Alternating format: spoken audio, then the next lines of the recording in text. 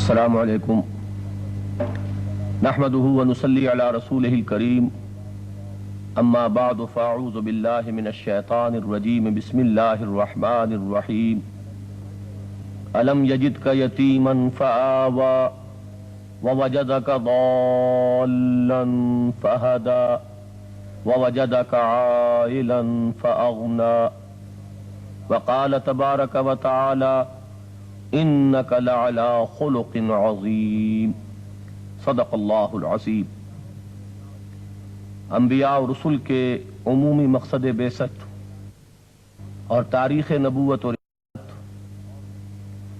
اور نبی اکرم صلی اللہ علیہ وسلم کے مقصد بعثت کی امتیازی شان کے بارے میں اجمالی گفتگو کے بعد اب آئیے کہ نبی اکرم صلی اللہ علیہ وسلم کی حیات طیبہ کے مختلف ادوار پر ایک طائرانہ نظر ڈالیں۔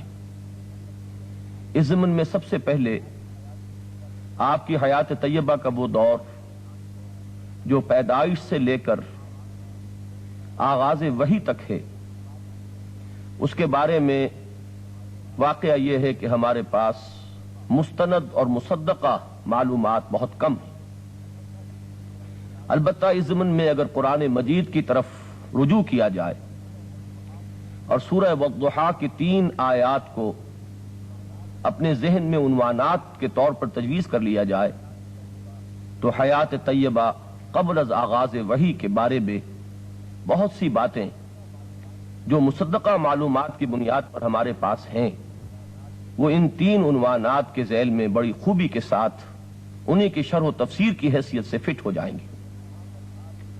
جہاں تک آپ کی ولادت باسعادت کے تاریخ کا تعلق ہے، محتاط ترین اندازوں کے مطابق آپ 9 ربیع الاول عام الفیل کو پیدا ہوئے، جو انگریزی تقویم کے حساب سے اغلباً 20 اپریل سن 571 عیسوی کے مطابق ہے۔ آپ کی حیات طیبہ کا ابتدائی دور الم یجد کا یتیما فآوی کی مکمل تفسیر ہے۔ آپ اس دنیا میں تشریف لائے تو اس حال میں کہ والد ماجد عبداللہ کا انتقال آپ کی ولادت باسعادت سے قبل ہی ہو چکا تھا۔ 6 سال تک والدہ ماجدہ کے سایہ عاطفت میں پرورش پانے کے بعد اللہ تعالی نے ان کا سایہ بھی آپ کے سر سے اٹھا لیا۔ نتیجتاً آپ اپنے دادا عبد المطلب کے زیر کفالت اور زیر تربیت آئے، لیکن 2 ہی سال بعد یتیمی کا ایک اور داغ آپ کو دیکھنا پڑا اور انتہائی محبت اور شفقت کرنے والے دادا کی شفقت و محبت کا سایہ بھی آپ کے سر سے اٹھا لیا گیا۔ اس کے بعد کچھ عرصے آپ اپنے بڑے تایا زبیر بن عبد المطلب کے زیر کفالت رہے اور پھر اپنے دوسرے تایا ابو طالب کی زیر سرپرستی آپ نے اس حیات دنیاوی کی ابتدائی منزلیں طے کی۔ آپ نے ابتدائی دور میں شبانی کا وہ فریضہ بھی سر انجام دیا ہے جو غالباً تمام انبیاء اور رسل کا ایک مشترک وصف رہا ہے، جس کے بارے میں علامہ اقبال نے نہایت خوبصورتی سے کہا کہ اگر کوئی شعیب آئے میسر شبانی سے کلیمی 2 قدم، آپ نے گلہ بانی کی ہے۔ اور یہ بات جان لینی چاہیے کہ عرب کے صحرا میں لق و دق ایک ایسی فضا میں کہ جہاں دور دور تک کوئی متنفس نظر نہ آتا ہو، اوپر آسمان کا سایہ، نیچے پھیلی ہوئی زمین، ادھر ادھر پہاڑ، یہ در حقیقت فطرت سے قریب ترین ہونے کی ایک کیفیت ہے۔ نہ ابتدائی دور اس کیفیت میں بسر کیا ہے، گویا کہ کتاب فطرت کا مطالعہ دل کھول کر کیا، جس کی طرف ایک اشارہ ہے قرآن مجید کی آخری پارے کی سورہ مبارکہ میں افلا ينظرون الى الابل كيف خلقت والى السماء كيف رفعت والى الجبال كيف نصبت والى الارض كيف سطحت۔ کیا یہ دیکھتے نہیں اونٹ کی تخلیق، اس میں کیسی کیسی نشانیاں مضمر ہیں اللہ کی حکمت اور قدرت کی؟ انہیں اندازہ نہیں آسمان کی رفعت کیا اشارے کر رہی ہے، زمین کی وسعت کس بات کی گواہی دے رہی ہے؟ یہ جمے ہوئے پہاڑ کیا اشارے کر رہے ہیں؟ یہ ہے وہ کتاب فطرت جس کے مطالعے سے انسان اپنے فاطر سے قریب ترین آتا ہے، اور اس کے بھرپور مواقع میسر آئے محمد الرسول اللہ صلی اللہ علیہ وسلم کو بالکل ابتدائی زندگی میں۔ اس کے بعد آپ نے کاروبار شروع فرمایا۔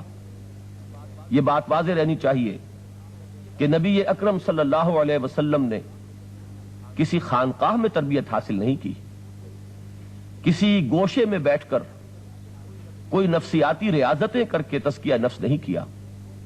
آپ زندگی کی عین مجدھار میں رہے، آپ نے بھرپور زندگی بسر کی، آپ نے اپنے وقت کی اعلیٰ ترین سطح پر کاروبار کیا ہے، اور اس کاروبار میں آپ کے اخلاق، آپ کی سیرت و کردار کا لوہا ہے جو لوگوں نے تسلیم کیا ہے۔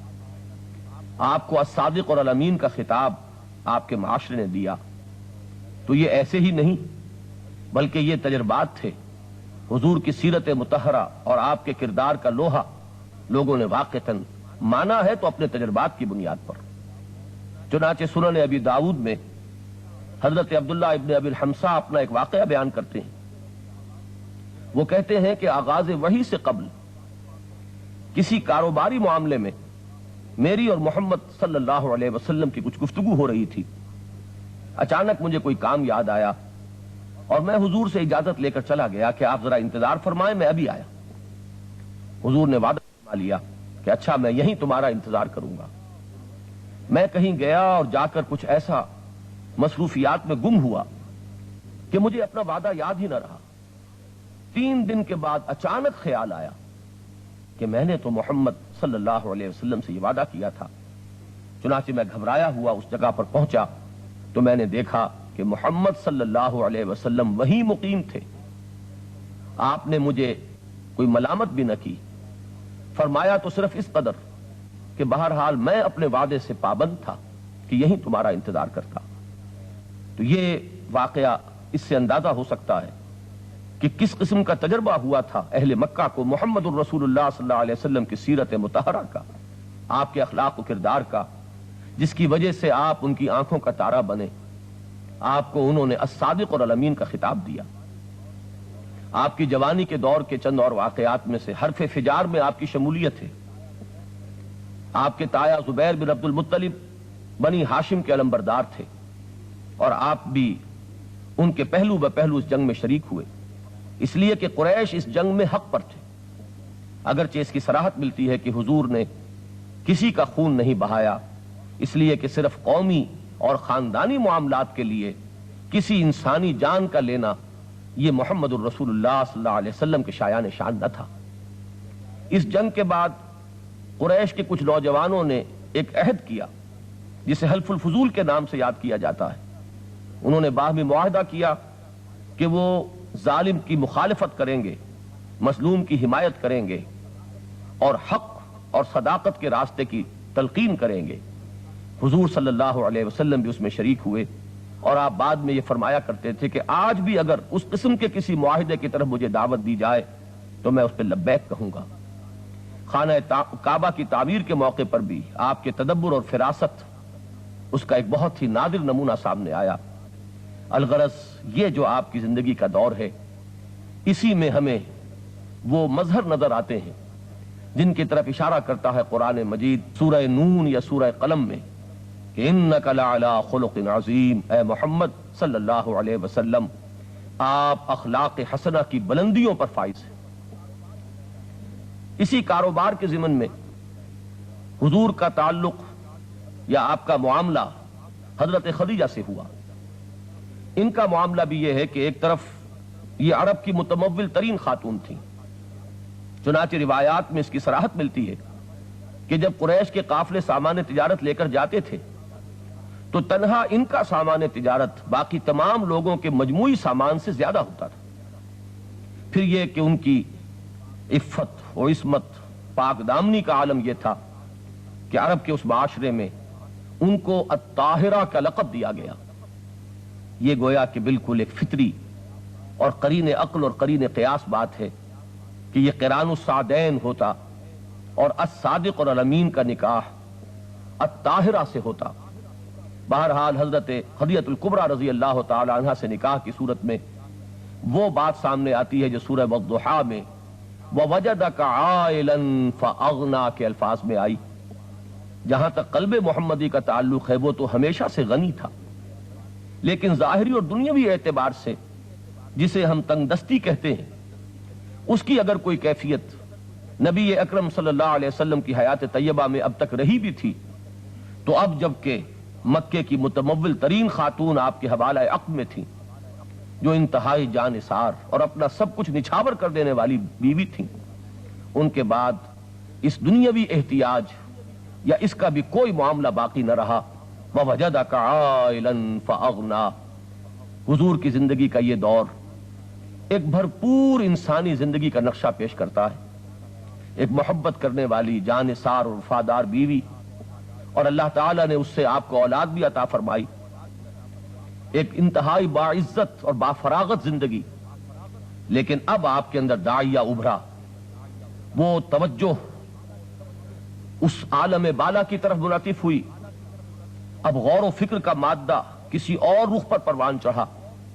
چنانچہ وہ روایت ہمیں ملتی ہے جس کی راویاں ہیں ام المومنین حضرت عائشہ صدیقہ رضی اللہ تعالی عنہا، اور بخاری شریف میں یہ روایت پہلے ہی باب میں موجود ہے کہ جب آپ کی عمر شریف 40 برس کے لگ بھگ ہوئی، حبب الیہ الخلاء فکان یخلو بغار حراء.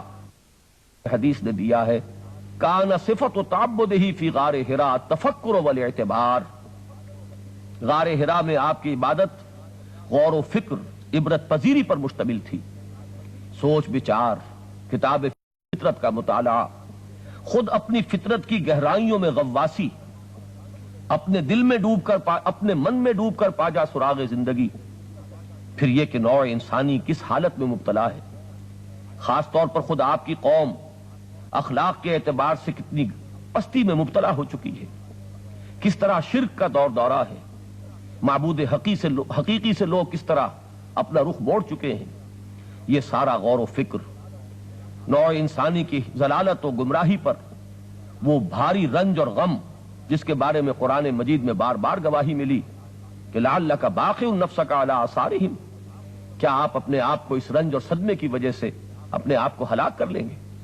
یہ وہ کیفیات ہیں جن کو لے کر محمد الرسول اللہ صلی اللہ علیہ وسلم غار حراء میں اعتکاف فرما رہے ہیں کہ اسی عالم میں پردے اٹھتے ہیں، افلاک سے آتا ہے نالوں کا جواب آخر، اٹھتے ہیں حجاب آخر، کرتے ہیں خطاب آخر. یہ ہے تفسیر سورہ والضحیٰ کے ان الفاظ کی وَوَجَدَكَ ضَالًّا فَہَدَىٰ. اللہ نے آپ کو پایا تلاش حقیقت میں سرگرداں. آپ حقیقت کے دروازوں پر دستک دے رہے تھے، دروازے کھول دیے گئے، پردے اٹھا دیے گئے. حضرت جبرائیل امین سے ملاقات ہوئی، حاضر ہوئے، اور بعض روایات سے معلوم ہوتا ہے کہ یہ پہلی ملاقات، یہ پہلی وحی کا نزول کچھ بین النوم والیقظہ، یعنی بیداری اور نیند کے بین کی کسی کیفیت میں، نیم بیداری کے عالم میں ہوئی. کوئی لکھی ہوئی تختی تھی جس پر آیات مرقوم تھیں. اقرأ بسم ربک الذی خلق، خلق الانسان من علق، اقرأ وربک الاکرم الذی علم بالقلم، علم الانسان ما لم یعلم. 3 مرتبہ حضور نے فرمایا ما انا بقاری، اور حضرت جبرائیل نے آپ کو اپنے سینے سے لگا کر بھیجا، اور اس کے بعد یہ وحی جو ہے اس کا آپ کے قلب مبارک پر نقش قائم ہو گیا، اور یہاں سے گویا کہ محمد الرسول اللہ صلی اللہ علیہ وسلم کا آفتاب نبوت طلوع ہو گیا. اس کے بعد وحی کا کچھ وقفہ رہا ہے. پھر جب آیات نازل ہوئیں، سورہ مدثر کی ابتدائی آیات یا ایھا المدثر قم فانذر وربک فکبر، تو بہت سے محققین کی یہ رائے بڑی وزنی معلوم ہوتی ہے کہ سورہ ان 5 ابتدائی آیات سے محمد الرسول اللہ صلی اللہ علیہ وسلم کی نبوت کا آغاز ہوا، اور سورہ مدثر کی ابتدائی آیات سے آپ کی رسالت کا آغاز ہوا. فصلی اللہ علیہ وعلی آلہ واصحابہ وسلم تسلیما کثیرا کثیرا.